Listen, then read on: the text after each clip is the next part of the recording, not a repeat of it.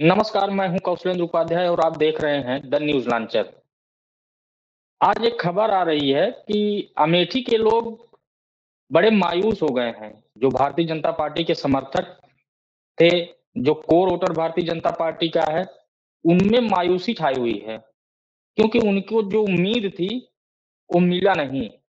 2014 और जो है 2019 के इलेक्शन के बाद भी देखा जाए तो स्मृति ईरानी को केंद्रीय मंत्री पद मिला था। 2014 में भी जब चुनाव हार गई थी, तब भी उनको केंद्रीय मंत्री का पद मिला था। लेकिन 2024 के इलेक्शन में चुनाव हारने के बाद स्मृति ईरानी का कोई नाम नहीं ले रहा है। न भारतीय जनता पार्टी में कोई नाम ले रहा है, न सरकार में कोई नाम ले रहा है। और स्मृति ईरानी के ऊपर जो इस समय चुनाव हारने के बाद जो दबाव है, वो उनके समर्थकों पे भी है। अमेठी में घर बनवाई है, उनके लोग वहां पे रह रहे हैं और पूरा जो है, जो कुनबा उनका अमेठी का था, जहाँ पे उन्होंने अच्छी पैठ अपनी बनाई थी। 2 चुनाव लड़ने के बाद उनकी पैठ अच्छी हो गई थी, ऐसा माना जा रहा था अमेठी में, और हैं भी उनके साथ लोग। लेकिन इस बार मंत्रालय में उनको कोई पद नहीं मिला और लोग उम्मीद लगाए बैठे थे कि भले ही स्मृति ईरानी चुनाव हार गई हैं, लेकिन केंद्र में उनको मंत्री ज़रूर बनाया जाएगा। और तो मंत्री बनाने की बात दूर, शपथ ग्रहण समारोह में स्मृति ईरानी की कहीं तस्वीर भी कोई नहीं आई। तो उनके लोगों में मायूसी छाई और चर्चा अब आम हो चुकी है कि क्या वाकई में स्मृति ईरानी को भारतीय जनता पार्टी किनारे कर रही है? और अगर किनारे कर रही है तो इसका कारण क्या है? स्मृति ईरानी तो जब लोकसभा हो या बाहर कहीं भी हो, तो जवाब देती थी विपक्षियों को और बढ़-चढ़ के जो है विपक्षियों पे हमला भी बोलती थी। यहाँ तक कि अ, सोनिया गांधी के ऊपर भी हमला बोला था उन्होंने। उन्होंने किसी को बख्शा नहीं था और लगातार बीजेपी के लिए काम किया। ऐसा माना जा रहा था कि भारतीय जनता पार्टी में इनका कद बड़ा है और जब वो बोलती थी संसद सत्र में, तो देखिए एक एग्रेसिव जो मोड होता है, उस पर बोलती थी। तो ये उम्मीद थी कि ऐसे नेताओं को दरकिनार अगर कर रही है भारतीय जनता पार्टी, तो आखिर में क्यों हो रहा है ऐसा? जबकि स्मृति ईरानी शुरू से ही भारतीय जनता पार्टी से जुड़ी रहीं और छोटे कार्यकर्ता से रूप में काम शुरू किया था। केंद्रीय मंत्री पद तक का जो है उन्होंने पद जो है लिया। उसके बाद अचानक से एक चुनाव क्या हारी कि भारतीय जनता पार्टी उनको किनारे करने लगी। अमेठी के लोग जो भारतीय जनता पार्टी के जो कोर वोटर हैं और जो वहाँ के नेता हैं, जो स्मृति ईरानी से लगाव रखते हैं और आज भी जो है वो स्मृति ईरानी को लेके चिंतित हैं, तो वो उनमें वो मायूसी अब छा गई है कि क्या वाक़ई में अब स्मृति ईरानी को भारतीय जनता पार्टी को अब ज़रूरत नहीं है? अब महिला नेता के रूप में जिस तरह से स्मृति ईरानी उभरी थी, भाजपा के लिए जो काम कर रही थी, तो अब क्या वो भाजपा उनको दरकिनार करके आगे बढ़ रही है और अपने पुराने जो नेता कार्यकर्ता उनको अब भूल रही है। तो इस तरह की चर्चाएँ अब शुरू हो गई हैं और वहीं जो कांग्रेसी हैं, वहाँ जो विपक्षी दल है, वो मज़े भी लेने लगा है अब कि देखिए 2014 का इलेक्शन हारी थी तो उनको केंद्रीय मंत्री बनाया गया, राज्यसभा से उनको भेजा गया और मंत्रालय भी एचआरडी मिनिस्ट्री मिली से मतलब उस शिक्षा मंत्रालय अपने आप में बहुत बड़ी बहुत बड़ी जो है बहुत बड़ा विभाग होता है।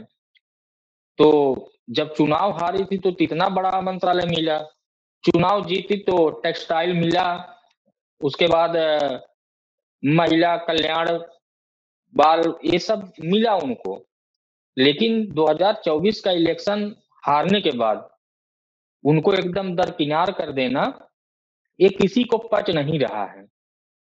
और क्योंकि चुनाव प्रचार में लगभग केंद्रीय नेतृत्व जितने लोग हैं सब रोड शो और जनसभाएँ वहाँ पे किए थे और जो स्थितियाँ दिख रही थी कि मजबूती से चुनाव लड़ रही हैं, तो अब ऐसा क्या हो गया है कि वो बीजेपी किसी बैठक में भी नहीं दिख रही हैं।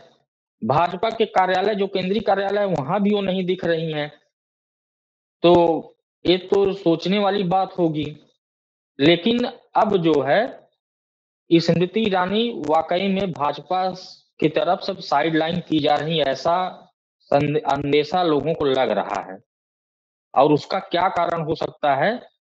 तो अमेठी के लोग से जब बात करी तो अमेठी के लोग ये कहते थे कि स्मृति ईरानी जब अमेठी आती थी तो कुछ गिने चुने लोगों से ही मिलती थी और उनको जो भर देता था वहां पे कि फला व्यक्ति जो है बीजेपी का नहीं है, हमारा सपोर्टर नहीं है, तो उसको दरकिनार कर देती थी।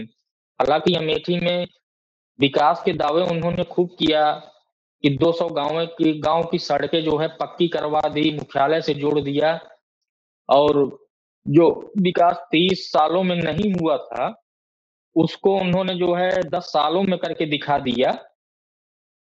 तो उसके बाद चुनाव हार जाती हैं वो भी। कांग्रेस के एक कार्यकर्ता किशोरीलाल शर्मा जो कि सोनिया गांधी के पीएस थे, और अमेठी के लोग और रायबरेली के लोग उनसे संपर्क करते थे, तो जो काम होता था वहां का वो करवाते थे।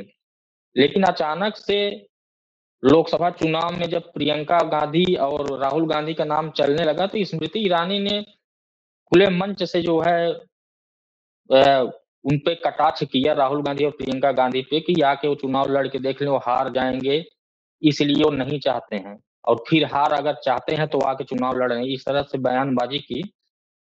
तो जो उनका सपोर्टर एक अग्रेसिव मोड में जो रहता है अमेठी में, वो तो उनके साथ था। लेकिन जो लोग जो है इनकी एरोगेंसी जैसे कह सकते हैं कि जैसे घमंड में बोलना, इस तरह से जब बोलते थे तो लोगों को ये लगता था कि ये जनता का भला नहीं करने आई हैं।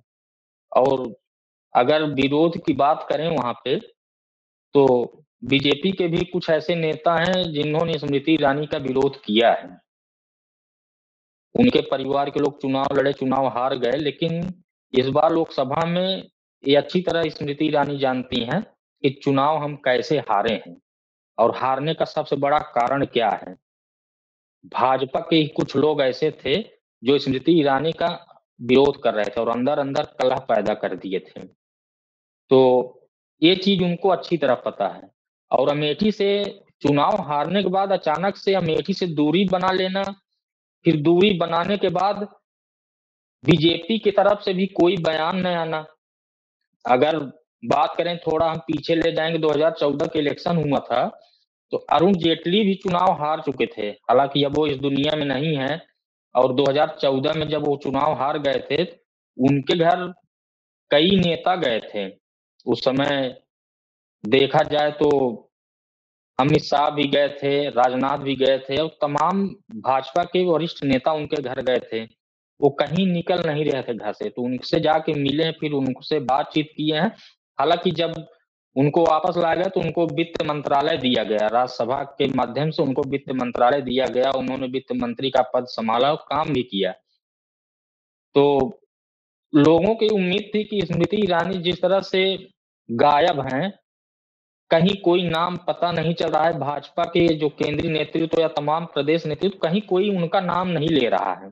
जैसे लग रहा है कि स्मृति ईरानी एकदम विस्मृत स्थिति में हो गई हैं, कोई उनको जानता ही नहीं है।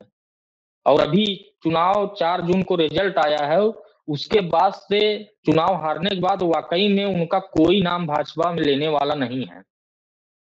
मीडिया में गाहे बगाए नाम तो आ रहा है उनका जो है, लेकिन भाजपा में कोई नाम नहीं ले रहा है। इसलिए लोगों को लग रहा है कि भाजपा स्मृति ईरानी से अब दूरी बना रही है। और उसका जो कारण है, वो कारण यही आ रहा है कि उनके अंदर जो बातचीत करने की जो शैली थी, वो जनता को पसंद नहीं आ रही थी। और यहाँ तक कि केंद्रीय नेतृत्व में भी कई ऐसे नेता थे जो दबी जुबान से कहते थे कि स्मृति ईरानी के अंदर घमंड आ गया है। और इस चुनाव में जब वो चुनाव हार गई हैं, तो लोग बोलने लगे कि इनको घमंड इनको ले डूबा है। कहीं ये रिपोर्ट केंद्रीय नेतृत्व के पास तो नहीं गया है कि जिससे केंद्रीय नेतृत्व उनसे दूरी बना रहा है और उनके नाम की कोई चर्चा नहीं हो रही है, ना ही उनको कहीं बैठक में बुलाया जा रहा है, ना ही उनसे कोई नेता मिल के आया हो चुनाव हारने के बाद, कोई ऐसा नेता गया हो जो मिल के आया हो और बताया हो कि नहीं वो क्या सोच रही हैं, क्या उनके मन में चल रहा है, क्या कर रही हैं, आगे की उनकी क्या प्लानिंग है, ये सब भी कोई नहीं बोल रहा है। क्योंकि जब कोई मिलने गया होता तो ज़रूर कुछ न कुछ बात सामने आती। और एक तरफ ये भी लोग सोच रहे हैं कि वो चाहती हैं कि केंद्रीय नेतृत्व हमसे संपर्क करे और संपर्क करेगा तो अपनी बात रखेंगी। हालाँकि मंत्रिमंडल का विस्तार हो गया है, तीसरी बार प्रधानमंत्री नरेंद्र मोदी जी ने शपथ भी ले लिया पीएम पद की और सभी मंत्रियों को पोर्टफोलियो भी दे दिया गया है। सब अपना पदभार ग्रहण कर रहे हैं, सब अपने काम-काज में लग गए हैं। लेकिन स्मृति ईरानी को एकदम भूल जाना ये किसी को पच नहीं रहा है कि टॉप केंद्रीय नेतृत्व में जो रहा हो और अचानक से एक चुनाव हार जाए और उससे इतनी बड़ी दूरी बना लेना, ये तो सरासर भारतीय जनता पार्टी अब नाइंसाफ़ी स्मृति ईरानी के साथ कर रही है। ऐसा ये अमेठी के लोग कह रहे हैं और अमेठी के में जो उनके लोग हैं, जो उनसे बातचीत कर रहे थे, जो इस चुनाव प्रचार में जी-जान से उनके लिए जुड़े थे, वो ऐसी बात कर रहे हैं कि वाक़ई में इस चुनाव ने स्मृति ईरानी को भाजपा से अलग करने की पूरा प्रयास शुरू हो चुका है। और अगर यही हाल रहा, तो स्मृति ईरानी हो सकता है कि अब भाजपा से भी दूरी बना लें, क्योंकि कोई उनसे न बातचीत कर रहा है, न कोई जो है उनसे जुड़ रहा है। तो इन सब पीछे की जो बातें हो गई हैं, कि स्मृति ईरानी कितनी बड़ी लीडर थीं, भाजपा के चाहे जब विपक्ष में थी तो भाजपा के लिए उन्होंने जी-जान से मेहनत की, धरना प्रदर्शन से लेके क्या नहीं किया।